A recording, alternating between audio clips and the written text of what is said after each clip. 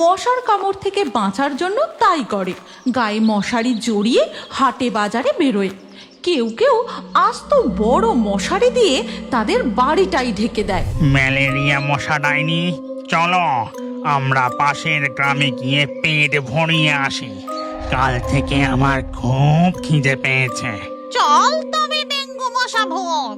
এই কথা বলে ম্যালেরিয়া মশা ডাইনি ও ডেঙ্গু মশা ভূত তাদের সঙ্গে এক পাল মশা নিয়ে পাশের শিমুলতলি গ্রামে উড়ে যায়।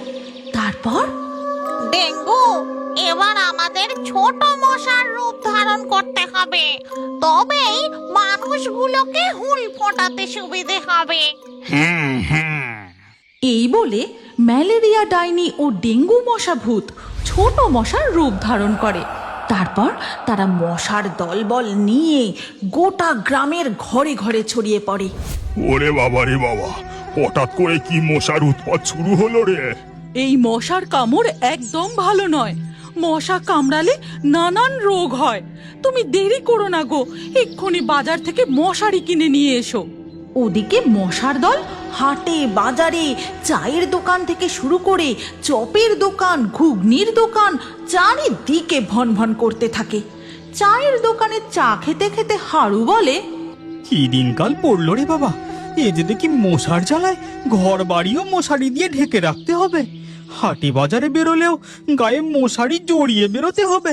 গ্রামের মানুষজন মশার কামড় থেকে বাঁচার জন্য তাই করে, গায়ে মশারি জড়িয়ে হাটে বাজারে বেরোয়। কেউ কেউ আস্ত বড় মশারি দিয়ে তাদের বাড়িটাই ঢেকে দেয়। হ্যাঁ গো, এ তুমি কি কাণ্ড করেছো? তোমাকে তো শুধু আমাদের শোবার ঘরের জন্য মশারি কিনে আনতে বলেছিলাম, তুমি যে দেখছি আস্ত এক মশারি নিয়ে এসে বাড়িটাই ঢেকে দিয়েছো। আরে শুধু শোবার ঘরে মশারি টাঙালে হবে না, রান্নাঘরে, শৌচালয়ে, সব জায়গাতেই তো হতচ্ছাড়া মশাগুলো কামড়াচ্ছে।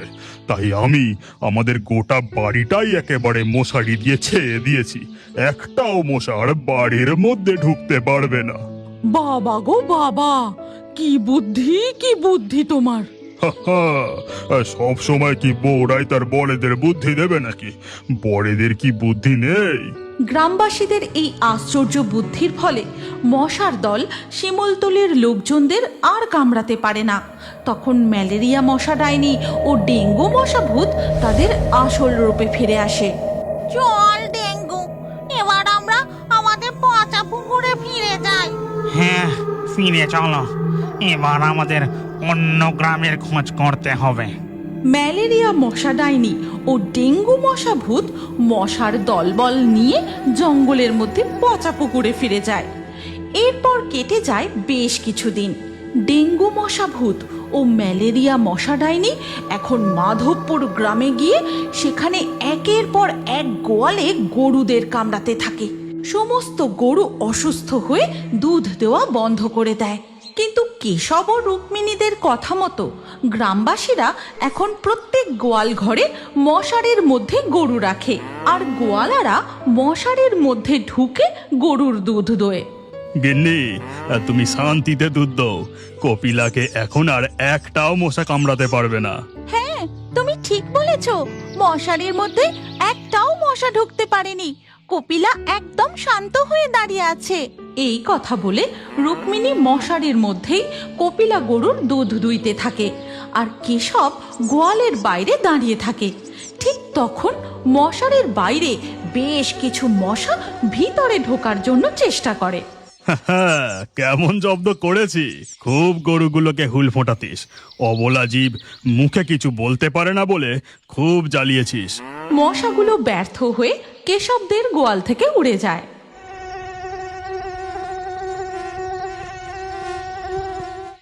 মশাগুলো উড়তে উড়তে সোজা গিয়ে পৌঁছায় জঙ্গলের মধ্যে ওই পচা ডোবার সামনে। তারপর মশাগুলো তাদের আসল রূপে ফিরে আসে। না না না না না না, এভাবে চলতে পারে না।